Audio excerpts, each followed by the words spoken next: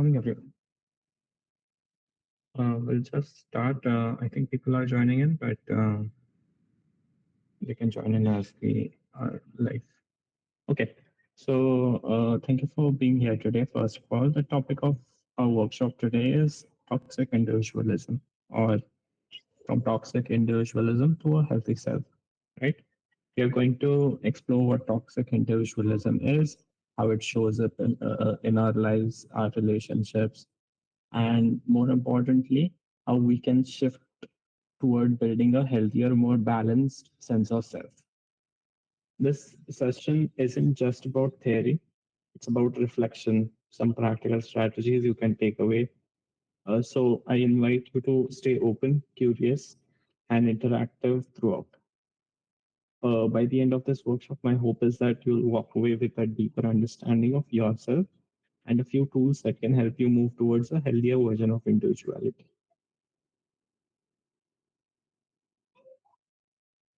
So, when we hear the words, I don't know who I am anymore, it strikes a very deep and universal accord, right? It's not just a random statement, it reflects a crisis of identity. It often comes when we've been living in a way that doesn't feel aligned with our authentic self. Now, what causes this feeling? Sometimes it's the pressure to be unique at all costs, to always stand out, be the best, or achieve more than others. Other times, it's the endless comparison game, looking at peers, seeing their success, comparing ourselves to them, and feeling inadequate. This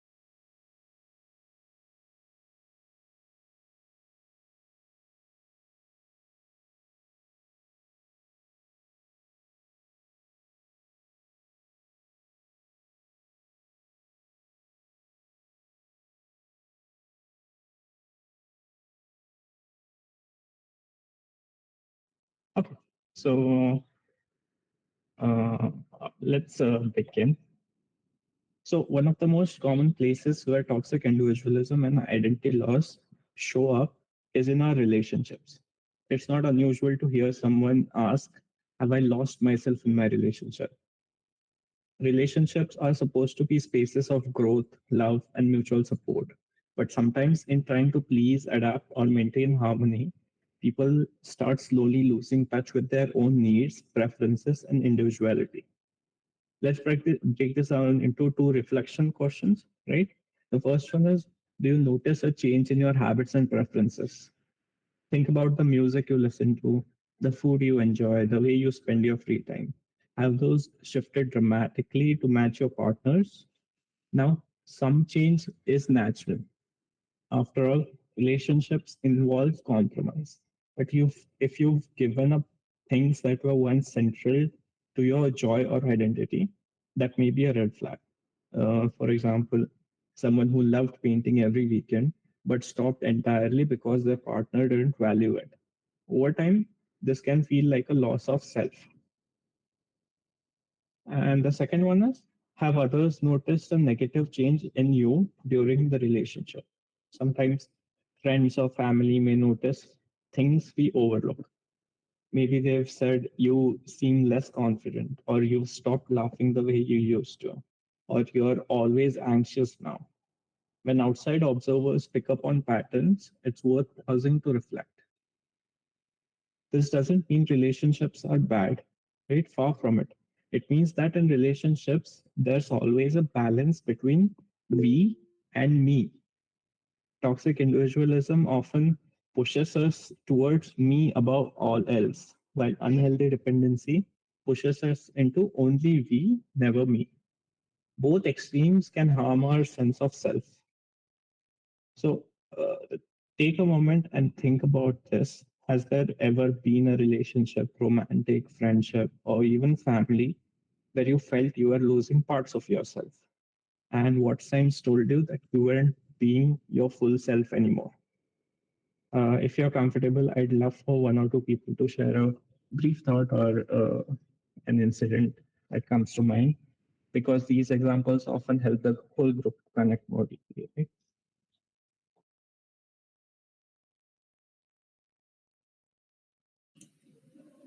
Harsh, Yeah. Yeah, you can check the chat box. Yeah, yeah, I'm looking at.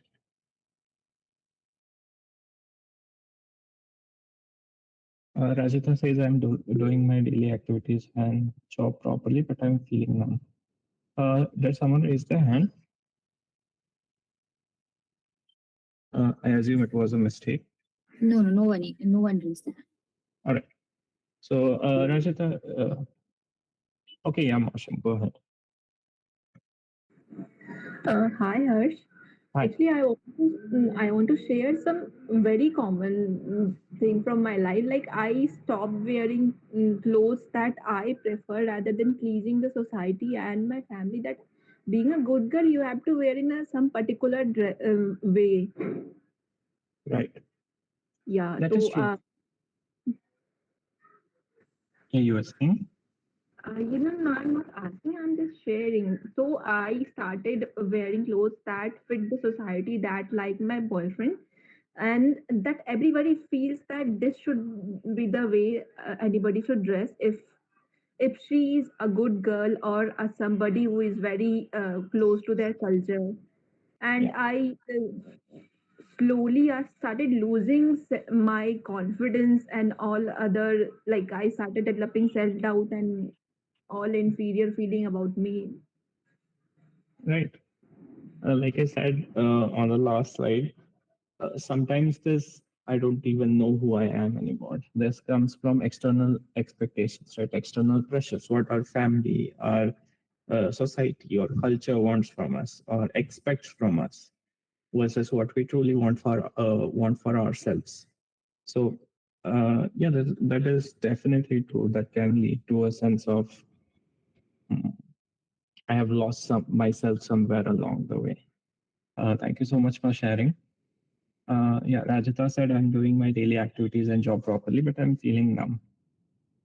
Uh, Rajita, if you can, I would like you to elaborate. Let's move on to someone else. Hello. Yeah, yeah, yeah. Go ahead, Rajita. Yeah.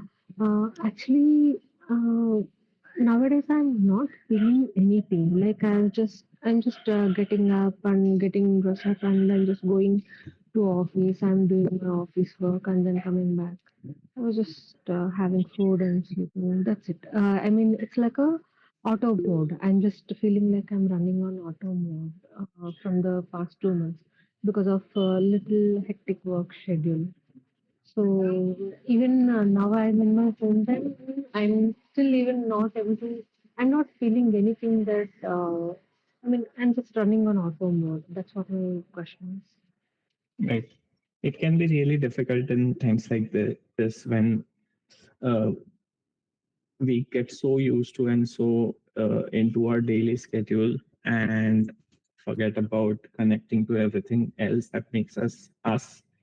That, like you said, we turn on autopilot and we are just going through the routine instead of living our life. Right? It can be difficult at times. Thank you so much for sharing. Sarah, yes, go ahead.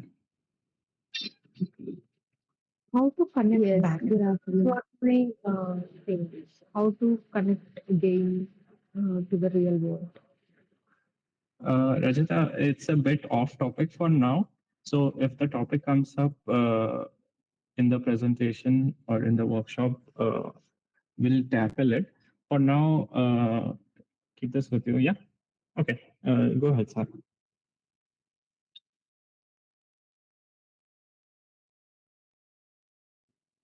Yes, good afternoon, Harsh. Good afternoon. So, whatever you described right now, I could say yes, I have experienced that. Is there noise from my back? Mm-hmm. It's not Yeah. there? Okay. So, I did experience those in my friendship and my relationship also, but it faded away very quickly because I used to react on it and I used to say that no, this is important to me, and I had my boundaries created.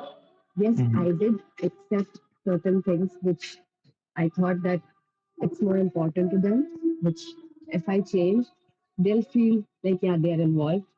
But Right. slowly, slowly, I I noticed that because they are asking from me to do something to change things, so I Mhm. used to start feeling safer that yeah, even I can ask from them also. Right. What I Uh, can say is that yeah, you can say what you can say. I was just saying that completely hits the point on its head, right? Today's point that it doesn't have to be endless compromises in a relationship, right? You can't uh, keep doing what others want because you need a sense of self as well. But it can't also be toxic individualism. That is the topic for today. That it can't be only me and no one else. Like you have to Yes, make and some that's the main compromises. reason I did join this series Right. because I think I have started to gain some toxic individualism because I did something for them, but I'm asking for more now, and that Right. is visible to me. Yeah. Right. So it's always a delicate balance of giving some, receiving some, and meeting them somewhere in the middle, right? Either extreme uh, in the long Yes. run creates problems. Thank you so much for And I've sharing. seen, Yeah. can I share one more thing? I've Yeah, go seen ahead. that my confidence has made people so embarrassed, or I don't know what, but they tend to accept whatever I'm saying too quickly. And even if I'm giving them space to say what they think is right, they do not. Do you Yeah, understand what? yeah, I can. What happens is sometimes what we are thinking and what we are feeling is different from how it is being received.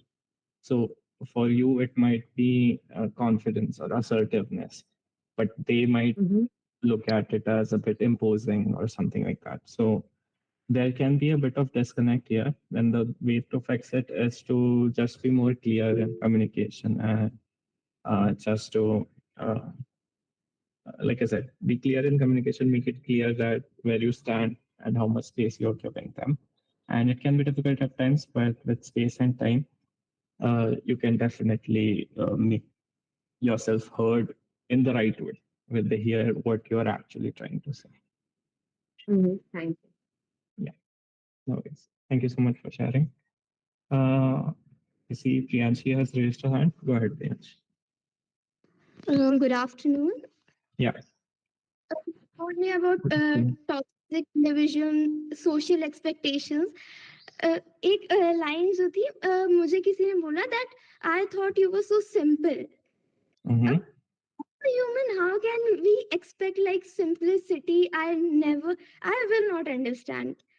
Right. Like that person said me that how can you interact with someone you don't know? Like here, I don't even know you, but I know that I will never meet you again, Right. right?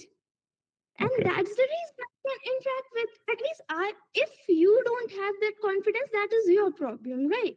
That Right. is your criteria. But if I can, it doesn't mean you can say that I thought you were simple, but you are an attention seeker. Right. Completely true. So what Right? happens is we as humans, all of us have different worldviews, right? And we Right. form one worldview, and we sometimes some people stick to it so hard that they start judging other people by those same rules that they are holding for themselves, and that is not And right. Yeah. and that's the same thing. Just because I interacted with someone doesn't mean I just ditched you, right? Mm-hmm. Yeah. And you will now judge me on the basis like you just like attentions of other people.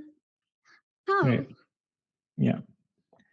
I completely understand and empathize. It can be difficult when people do this thing where they expect you to act how they would act in a situation. Right. A very important point for today's topic that you can't always go by others' rules, right? Sometimes you have to stand for yourself, what you like to But do. Yeah.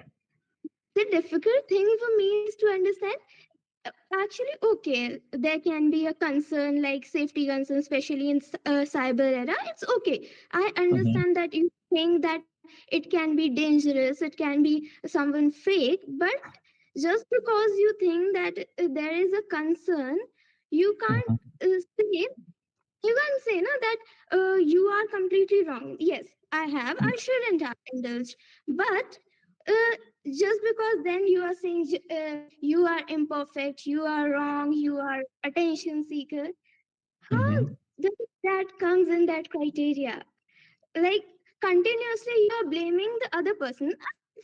Okay, I am correct, I am wrong, but there must be your share of mistakes too, right? But Right. the person will be thinking that I am the best, I am the good person, and she is the one who is doing everything. Because of her, I lost trust in everything, like people are always bad. How can you? Yeah, I can understand. It can be challenging dealing with people like this, right? Because of how they are looking at all of this, it's very difficult to change their mind. Also, uh, Yes. hopefully, we'll go over some things today that help you with that regard with that person. Right? Thank you so much for sharing, Priyanshi. Um, All right. I don't really have time to go over all the messages in the chat. Don't worry. I have been keeping my eye out on them, and I'll get to them if time permits. Okay. So moving forward, let's pause and take this idea a little further. Right. We've asked two important questions here. First of all, is do you notice a change in your habits and preferences? And second is, have others noticed a negative change in you during the relationship? I don't want you to think about these questions abstractly. I want you to personalize them a little bit, right? Take a moment and quietly reflect that is there a part of yourself, maybe a hobby, a routine, or even a personality trait that you used to express freely, but somehow it faded in the past or current relationship? And can you recall a time when someone close to you pointed that you've changed, like I said before, and not in a way that felt positive? These questions aren't meant to make anyone feel guilty. They're meant to help us become aware of how relationships can sometimes blur the boundaries of individuality. The goal isn't to blame the relationship, but to recognize where we may have unintentionally sidelined ourselves. If you'd like, jot down a quick note in your phone or on paper, something small you've noticed about yourself. It could be as simple as I used to read before bed, but I stopped, or I became quieter around friends after that relationship. This small reflection exercise is powerful because awareness is the first step to reclaiming balance. I see that. Yes, Gandhi, go ahead. Yes, I just have a question regarding the questions you have put up. Like Yeah. how recent we should be thinking about it, because like we vary. Everybody is not same at every time and situation, the environment. So like these questions which you have put up, like how recent we should be thinking about it and we should be answering it. If you There is can rectify. Yeah, there isn't any set time limit. It's just how much did what you lose matter to you, and how important was the relationship, or how uh, life changing in a sense was the relationship, right? And if you lost something that you used to enjoy, or that used to make you happier, or uh, just peaceful or calmer in general, anything that used to help you but you stopped doing it, you can focus on that, however long ago it was. Okay, so we can have just on the basis of what we used to like and what we are becoming, right? And it depends upon our whole lifetime till we Yeah, end it, right? Yes, yeah, thank you very much for the clarification. yeah, no worries. Thank you so much for the question. All right. So, just to take the reflection a step further, when you do things in the relationship, does it truly fulfill you? And are you the only one making compromises? So let's look at the first question. Relationships naturally involve doing things for each other, watching a movie you wouldn't usually pick, eating at their favorite restaurant, or adjusting your schedule for them. These are normal and even healthy gestures of love. But fulfillment is key. If you're doing things that don't align with your values or needs and you feel drained, resentful, or unacknowledged, that's a sign of imbalance. True fulfillment means even when you compromise, you feel content. because your relationship feels mutual and supportive. And that leads us to the second question, that are you the only one making compromises? Healthy relationships are about reciprocity, right? If you constantly bend, adjust, and sacrifice while the other person rarely moves an inch, it creates an unequal power dynamic. Over time, this can cause bitterness, exhaustion, and the feeling of losing yourself. So, I'll give a simple example. Imagine two people deciding where to live. Partner A moves cities, leaves their job, and adjusts to a new environment, while partner B doesn't make any significant change. If this happens once, maybe it's situational. But if it is a repeated pattern where one always sacrifices and the other rarely does, it reflects imbalance.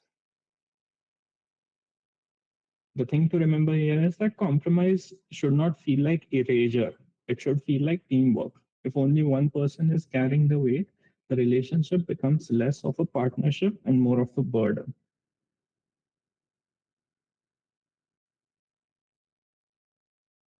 So, and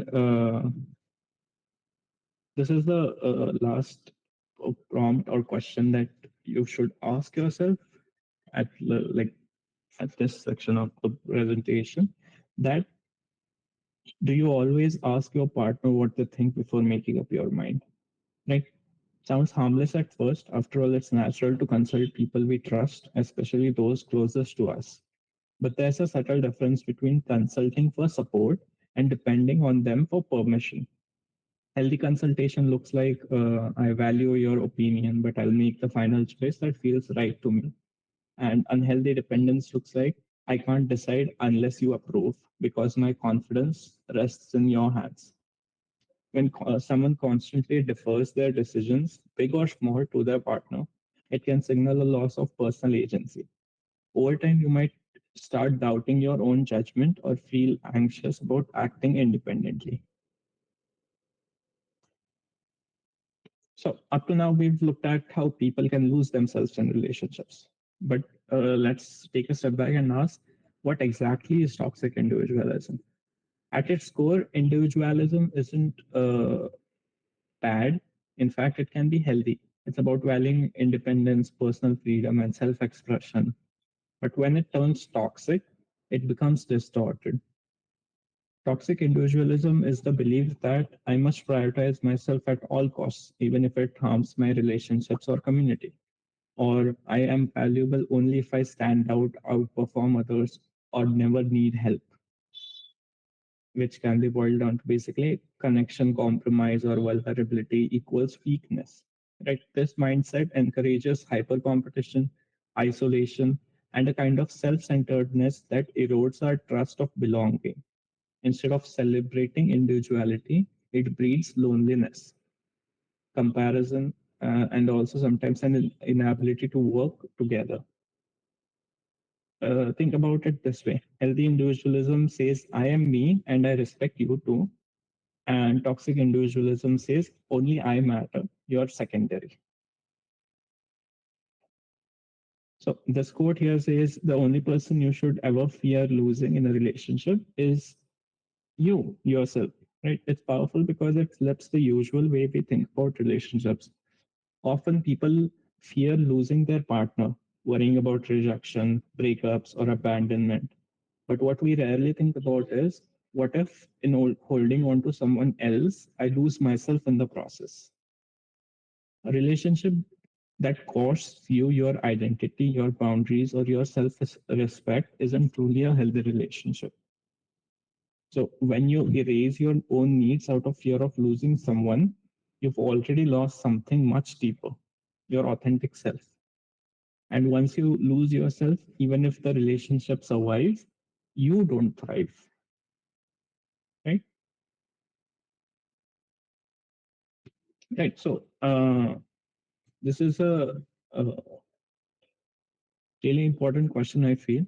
That do you think it is possible to turn your unhealthy relationship with self into a healthy one? And the answer is absolutely yes. But it's not always easy. Our relationship with ourselves is like any other relationship. It can become strained, neglected, or even toxic. But with awareness and practice, it can also be repaired, healed, and strengthened.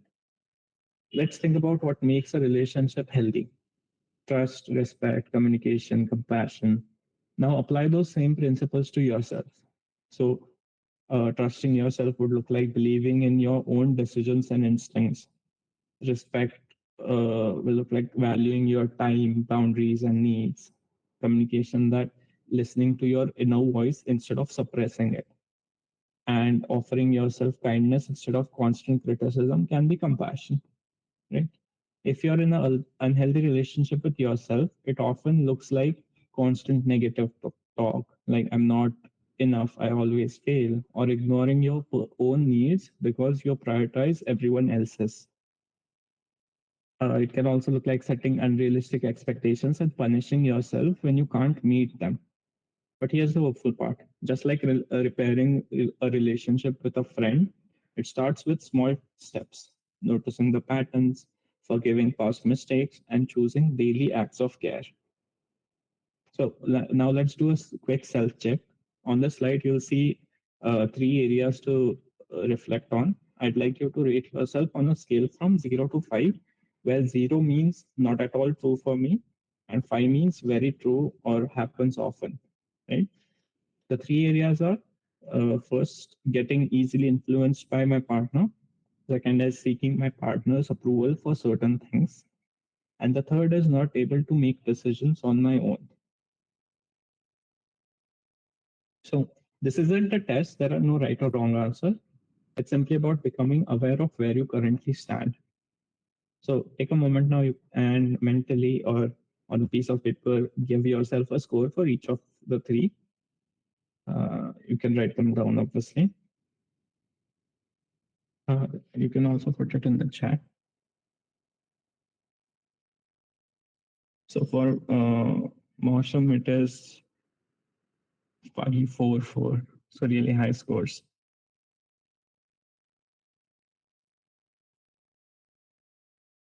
Sri Lakshmi says no partner, so can't answer these questions. All right, you can kind of shift it into someone else close to you, like your parents or siblings, if that works. Sarah, the question was, it is basically a self-check exercise. You just have to rate yourself from 0 to 5 on the three prompts on the right side. 0 meaning not at all true for me, and 5 means very true or happens often.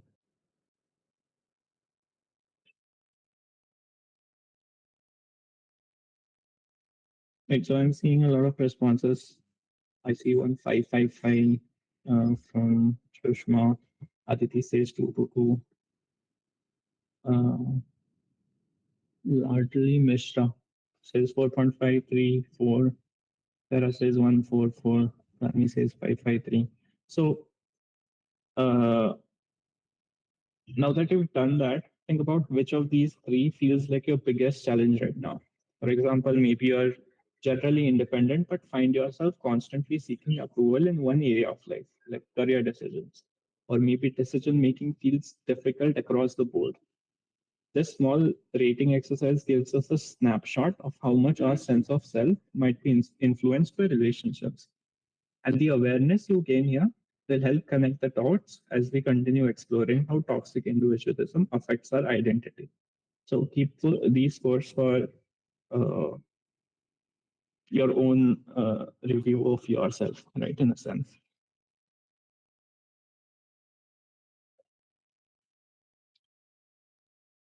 So we've seen how we can be influenced in relationships. Let's talk about the clear markers of unhealthy love.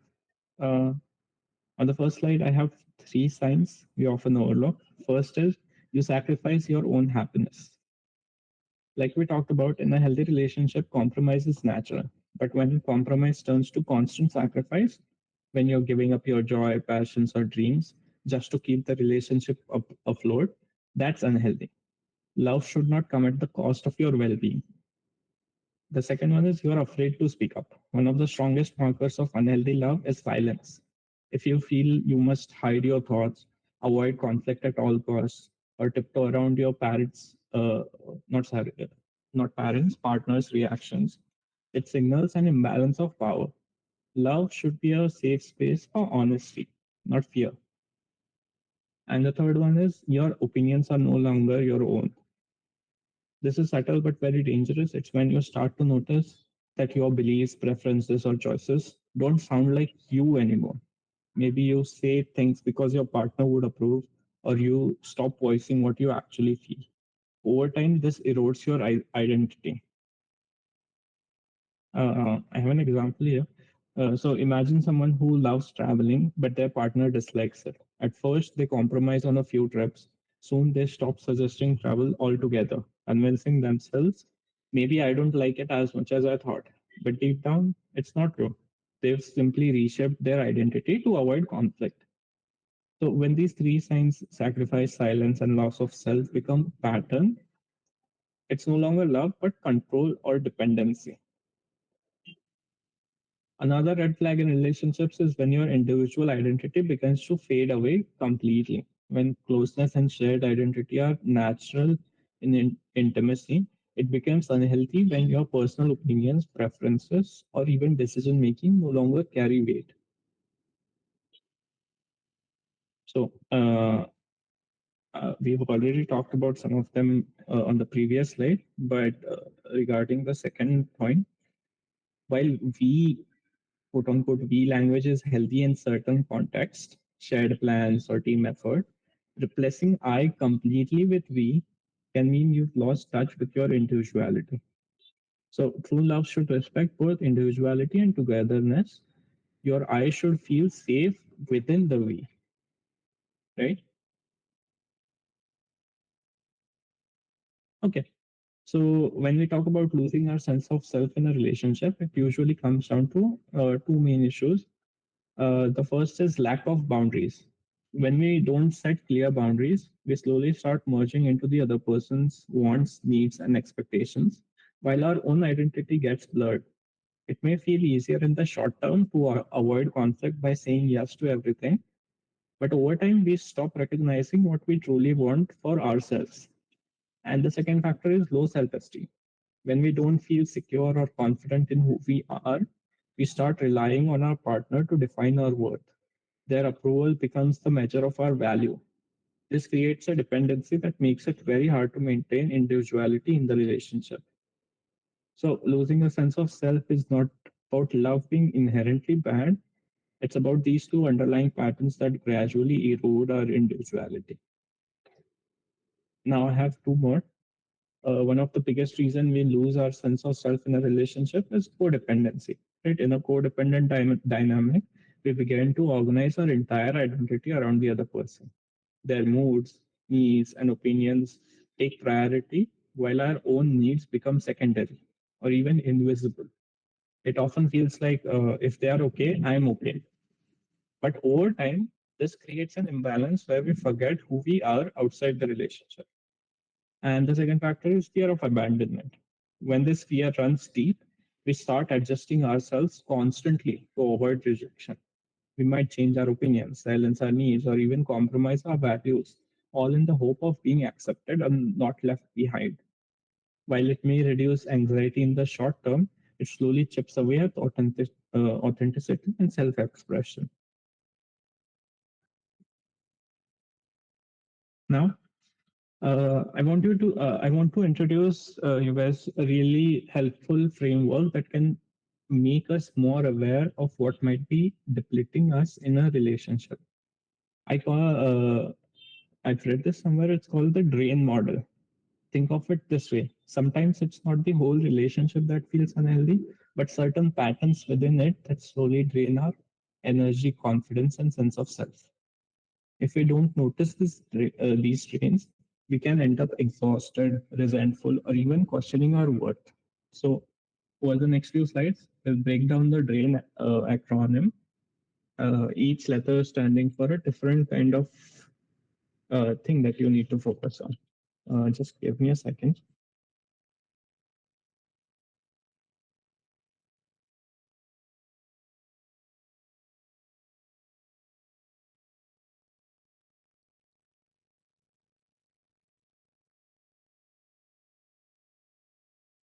So, as I go through them, I'd encourage you to reflect quietly on your own relationships, past or present, and notice if any of these patterns feel familiar. Okay, so let's begin with the first letter of the acronym D, which stands for disconnection. Disconnection happens when we stop feeling emotionally in tune with ourselves or with the other person.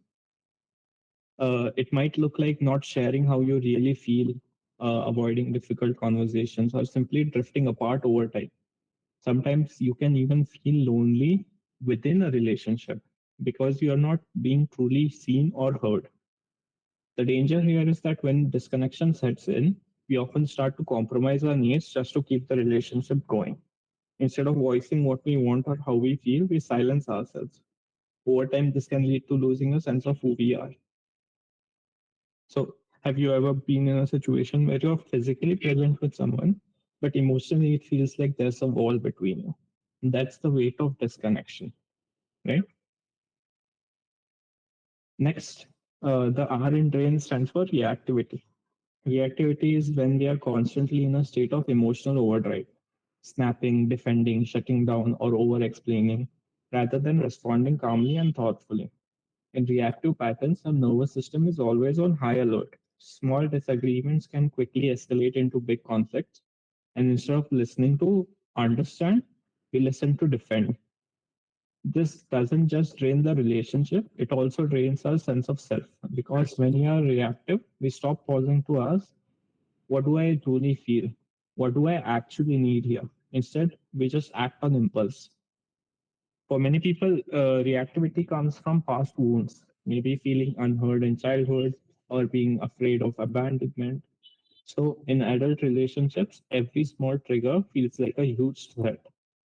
When reactivity takes over, it's like being in survival mode. We're not showing up as our grounded selves. We are showing up as our fears, our defenses, and our old patterns. And over time, that makes it hard to feel safe or authentic in the relationship. The A in train stands for avoidance. Avoidance happens when instead of addressing issues, we push them aside, stay silent, or distract ourselves. On the surface, it may look like keeping the peace, but inside, resentment slowly builds. Avoidance can show up as not expressing needs, dodging difficult conversations, or emotionally shutting down when conflict arises. Over time, this creates distance between partners and erodes trust. Sometimes we avoid because we fear rejection, or we believe our feelings aren't valid, or we worry the other person can't handle our truth. But the cost is high because every unspoken word becomes a wall. When avoidance becomes a pattern, the relationship feels disconnected and we start losing our authentic self. We stop showing up fully because parts of us are hidden, unheard, and unexpressed. So while avoidance feels safer in the moment, it actually drains intimacy and creates more emotional distance in the long run. Next, the iron train stands for inside your mind. Right? This refers to when we get caught up in our own thoughts, assumptions, and fears instead of openly communicating. We might create entire stories about what our partner is thinking or feeling without actually checking in with them. For example, you might think they didn't text back, so they must be upset with me. Or if I bring this up, they'll definitely leave. These narratives live inside our minds and shape how we feel and act in the relationship. The danger is that we begin reacting to our assumptions, not reality. This leads to misunderstandings, distance, and unnecessary conflict. Staying stuck in your head also prevents vulnerability because instead of sharing openly, you are editing, censoring, or doubting yourself internally. Over time, this mental loop drains emotional closeness and blocks genuine connection. So, inside your mind reminds us that clarity doesn't come from guessing, it comes from honest, direct communication. And lastly, the N in drain stands for neglecting values. This happens when, in order to keep peace or hold on to the relationship, we start compromising on what truly matters to us. Our core values like respect, honesty, independence, or family end up taking a backseat. At first, these compromises might feel small, like avoiding difficult conversations or ignoring behavior that goes against your boundaries. But over time, neglecting your values leads to resentment, self betrayal, and a deep loss of identity. A healthy relationship should support your values, not drain them away. When both partners respect each other's non negotiables, the bond grows stronger and more authentic. So, neglecting values is the final drain we need to watch out for. It reminds us that protecting our values isn't selfish, it's essential for building a relationship that is safe, supportive, and sustainable. So, now that we've looked at the entire drain model, did any of the points ring true to anyone, or does anyone have any examples or incidents that relate to any of the points? You can share. Uh, I have some messages in the chat. Sushma says, I'm just overexhausted by his behavior nowadays, and he isn't understanding me anymore. He's just commanding me and threatening me with the breakup. How can I make him to come back to me and lead a good relationship? So, Sushma, basically, what happens when there is a disconnect like this in a relationship? What you need to do is just have a good, honest, open conversation with them, right? Without that, it becomes very difficult to it becomes very difficult to Had a get them. conversation also, sir.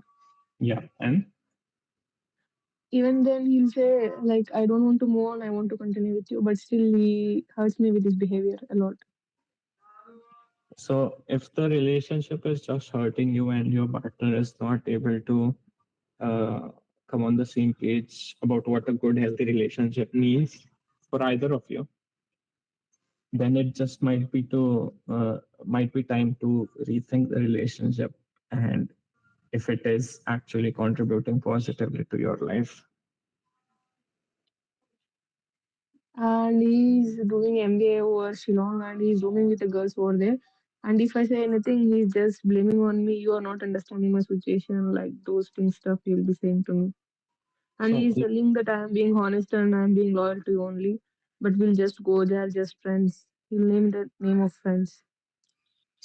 long distance can be very difficult, right? Because you don't have the necessary interactions or tools you have in normal life to interact with your partner, to uh, see and feel how they are doing. So it can be that much more difficult to judge where they or the relationship is at. So uh, my suggestion would be just to try and get him on the same page, and if not, to rethink the basis of the relationship itself. Right? Yes, sir. Thank you so much. Yes, Achinit. Yeah, Achin, sorry. hello. Yeah, hello. Yeah. I wanted to ask some about a person if it's a family relative and it's a close one. If they are like their nature is completely narcissistic, so even if we try to talk to them that this is wrong, yeah, something like their nature is affecting others, but they still don't understand what can be done because every small thing which happens affects us. So, what can be done in this situation? So if you're dealing with narcissists, because of their very high sense of self and self-importance, it's difficult to get across to them. So Yeah. what I suggest in my sessions is I'm forgetting the name. It's called the Grey Rock method, where you just kind of limit how much you interact with them. So uh, start acting a bit colder towards them. Right? That is how you deal with these people. Because I mean, I can't give a short answer with all the context and nuance, obviously, but uh, I would say look up Grey Rock method. It might help you a little bit with dealing with Okay. narcissists. Because they are a part of my family and I have to interact with the person every day. So this method might get difficult for me, acting cold and Uh, everything, because no, no, no. they tend to become it It's very definitely soon. for situations like these where you have to kind of interact with them regularly. It's kind of guidance towards how to limit or how to manage those interactions. Can you tell me the method which you said again? The gray rock method. Okay. Thank you. Yeah, you're welcome. Mm, Manasvi says in the chat, I don't know, but even sometimes I get signs from my boyfriend when I went to that spot, went to spot a butterfly, the same keep coming on me, and on the other side, when I met a neighbor, I just feel empty and numb. Now it's been today 1 month and 1 week. I didn't really understand the message. Honestly, if you could clear it up a bit. Morelia says the person I loved broke up with me, saying that he wanted to focus on his career studies, but then within 1 week he was with another girl. It's almost an year to our breakup, but they are in the same class. Whenever he is near me, my heart skips a bit and I feel nervous. He also portrayed me as a characterless girl, and then I lost my self confidence. How to overcome this? Uh, it can be difficult seeing someone lie like that and break up with you over false pretenses and then just get into another relationship immediately. What I would do is, since he is in your class and you can't really completely distance yourself from him, just try to spend more time exploring yourself, the things you like, your hobbies, your interests, your values, instead of trying to judge your self confidence or self worth in relation to that person or that relationship, right? All right, so we are nearing the end of the time, so I'll move on. So let's pause and really think about what we often call love, right? Many of us are taught that true love means putting the other person first, sacrificing for them, and being endlessly flexible. On the surface, things like compromising, making them a priority, or being flexible sounds healthy. Uh, sorry, this is the wrong slide. This one, right? Uh, but here's the difference. Healthy compromise means both partners adjust at times and it feels fair. Unhealthy compromises when only you are adjusting and your needs are always pushed aside. Making someone a priority is beautiful when it's mutual, but if you consistently make them the center of your world while you're left neglected, that's not love, it's imbalance. And flexibility is about understanding and adapting. But if flexibility means constantly bending until you break, it becomes self abandonment. True love allows you to grow as yourself while being connected to someone else. It doesn't erase your identity, it strengthens it. So when you find yourself constantly asking, am I shrinking so they can shine? Or am I silencing my voice so they can be comfortable? That's not love, that's losing yourself. And the hard truth is, the more you lose yourself, the more resentment, emptiness, and distance will grow in the relationship. Real love says, I see you, I value you, and I want you to thrive as you are, not as a smaller, quieter version of yourself.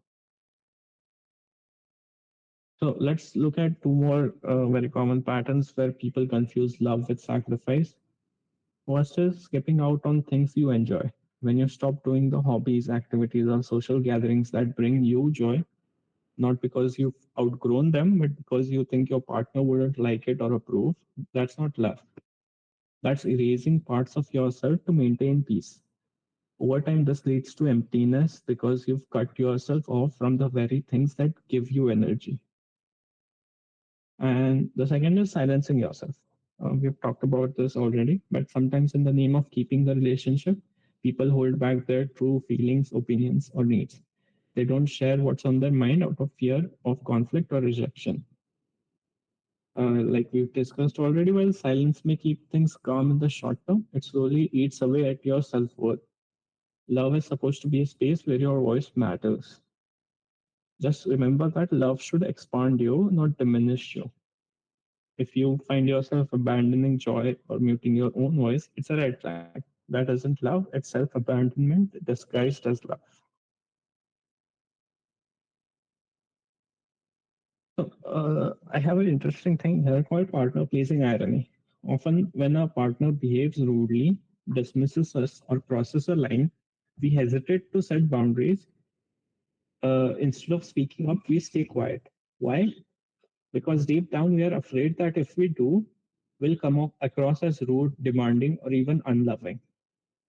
This is where the irony lies. We don't want to seem rude, so we end up tolerating actual rudeness directed at us. We are worry about hurting their feelings, but in the process, we hurt our own. We fear damaging the relationship, but silence often allows unhealthy patterns to grow unchecked. And in the long run, it is damaging the relationship. Where we constantly avoid boundary setting, we unknowingly send the message, it's okay to treat me this way. Over time, this erodes both our self respect and the quality of the relationship. So here's a reframe. Setting boundaries is not an act of rejection, it's an act of care. Saying that hurt me or please don't speak to me like that isn't rude, it's respectful honesty. And true love can withstand the discomfort of truth. In fact, it grows stronger because of it. So think of a time when you stayed silent because you were worried about being rude. How did it make you feel afterwards? Did it strengthen your relationship or did it leave you with resentment? Our bodies hold on to experiences, right? Especially the ones that were overwhelming or painful. Even when the mind forgets or rationalizes, the body remembers. This is why certain situations trigger strong reactions that might feel bigger than the moment itself. For example, a partner raising their voice might not just feel like a disagreement today, it may awaken the younger part of you who once felt unsafe when someone shouted at you, right? Or a partner ignoring your message might not just be a late reply, it might echo the abandonment you felt as a child when your needs weren't met. This is why we say the body keeps the score. Our reactions are often less about what's happening now and more about what's being touched from the past. So the next time you feel a strong reaction, anger, fear, shutdown, or even people pleasing, pause for a moment instead of sorry, pause for a moment. Instead of asking what's wrong with me, ask how does this feeling feel? Maybe it feels like you're 6 years old again, being scolded. Maybe it feels like you're 14 and left out. Maybe it feels like you're 20 navigating heartbreak for the first time. Recognizing the age of the reaction helps you meet yourself with compassion. Instead of blaming yourself, you can comfort the younger part of you that's surfacing.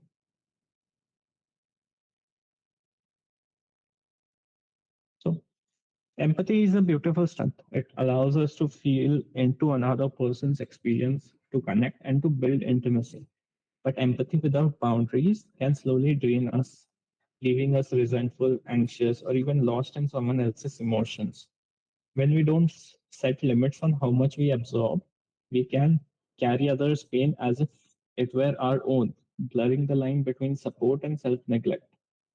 We can overextend ourselves, saying yes even when we are exhausted because we fear letting someone down. And we can lose touch with our own needs, prioritizing the other person's comfort over your own mental and physical health. This isn't empathy anymore, it's self erasure, it's self destructive. True empathy doesn't mean I suffer with you. It means I see your pain and I will support you, but I will also honor myself. So the next time you find yourself taking on someone else's stress or sadness, ask, is this my emotion or theirs? And what do I need in this moment to stay grounded while being present for them? Boundaries don't lessen empathy, they actually make it sustainable. They allow you to show up with love and compassion without burning out.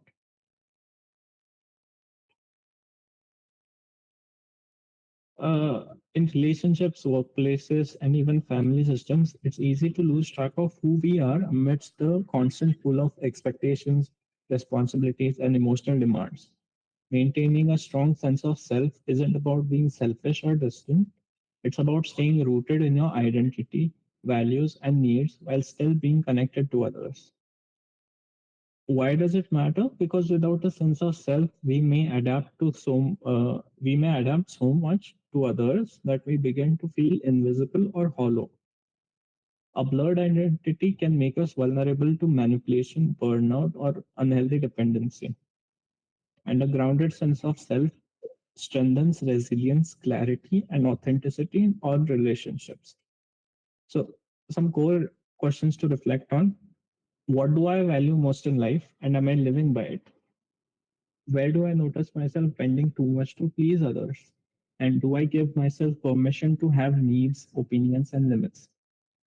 Maintaining a sense of self is not about walls, it's about anchors. Anchors that keep you steady in the storms of conflict, stress, and emotional demands.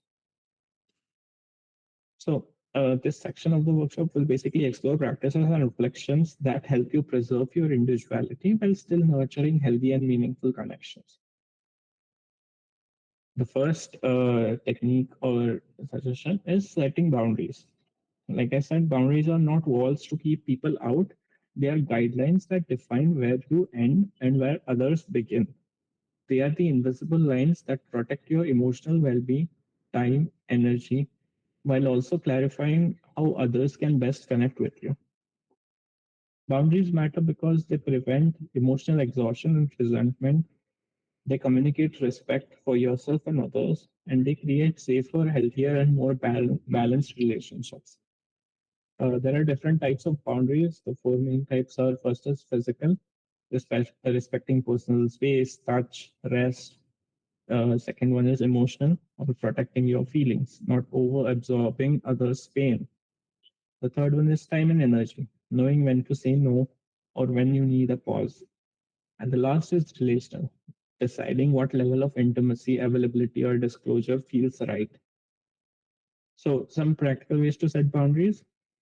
First of all, use clear, kind, and direct language. For example, I need some time to rest, I'll call you later. Second is start small. Practice with everyday situations like work emails, phone calls, or favors. Then listen to your body. Irritation, heaviness, or dread can be signals that a boundary is being crossed. And remember, saying no to others often means saying yes to yourself. So many of us hesitate to voice our feelings, fearing judgment, rejection, or conflict. But unspoken emotions don't disappear, they build up inside, often turning into resentment, stress, or self doubt. Learning to express yourself clearly and respectfully is a cornerstone of maintaining your sense of self. It matters because it builds trust and authenticity in relationships. It prevents misunderstandings and unspoken tension. It releases emotional weight and creates clarity, and it empowers you to stand by your values and needs. Healthy expression looks like using I statements, right? I feel hurt when plans are changed without you telling me, instead of uh, you always ignore me. It is being assertive but not aggressive, sharing your needs firmly without dismissing others, allowing vulnerability while expressing sadness, fear, or even joy strengthens bonds when shared honestly. And lastly, it looks like choosing the right time and place. Your message lands better when the other person can truly listen. So, a couple of tips to practice: pause and label your emotion before you speak. I'm noticing I feel anxious about the situation. Then, just like the last slide, start small. Express in low stakes situations like food preferences or daily routines. Remember that your feelings are valid even if others see things differently. And listen in return. Genuine expression Also make space for the other person's truth. Too often we prioritize others' comfort over our own well being. While compassion and care are important, ignoring your own needs leads to burnout, frustration, and even loss of identity. Honoring your feelings means acknowledging that your inner world matters just as much as anyone else's. It's important because it prevents emotional exhaustion, builds self respect and confidence. It helps you show up more authentically in relationships, and it creates balance between giving and receiving. The ways to honor yourself is acknowledging your emotions, meet your own needs without guilt, trust your intuition, and celebrate small wins. Right? So now we'll quickly look over a case study. Rumi is a 23-year-old student who fell in love with her batchmate Rahul. The first 3 months of the relationship went smoothly, and she felt blessed to have him in her life. However, over time, Rumi realized that Rahul struggled with anger issues. He would often become verbally abusive or completely withdraw whenever he disagreed with her. Trying, right? So, trying to maintain the peace, Rumi began adjusting her behavior to avoid triggering Rahul's anger. She started distancing herself from her friends and stopped participating in extracurricular activities she once enjoyed. Rahul continued to display anger over trivial matters, leaving Rumi feeling hurt, unhappy, and increasingly unfocused on her study. So I was just paraphrasing, but in this case, we can see how Rumi's sense of self slowly eroded in the relationship. Initially, things felt good, but Rahul's anger and emotional withdrawal began to dominate their dynamic. Instead of addressing these issues openly, Rumi adapted by silencing her own needs and making compromises to avoid conflict. This pattern of walking on eggshells created an unhealthy dependency where where her happiness and peace were tied to Rahul's reactions.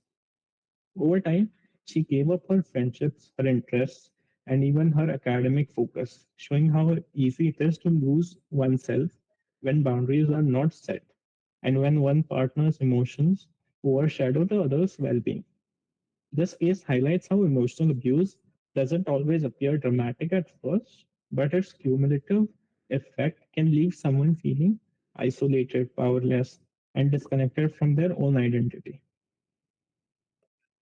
So, as a takeaway activity, I have a self care tip. It is a very simple exercise. The first step is to create a list of your current needs. So, grab a sheet of paper and create 4 columns: emotional, mental, physical, and spiritual. Explore what you need in these 4 categories to feel fulfilled and list them in order of importance. You'll find that we often have a lot of needs that we don't verbalize or we sometimes don't even think of. Like they're subconsciously there. So this exercise will help you kind of recognize them, uh, label them, analyze them, and eventually, hopefully, fulfill them. Right? Uh, I'll pause for a second on the screen if you want to note it down.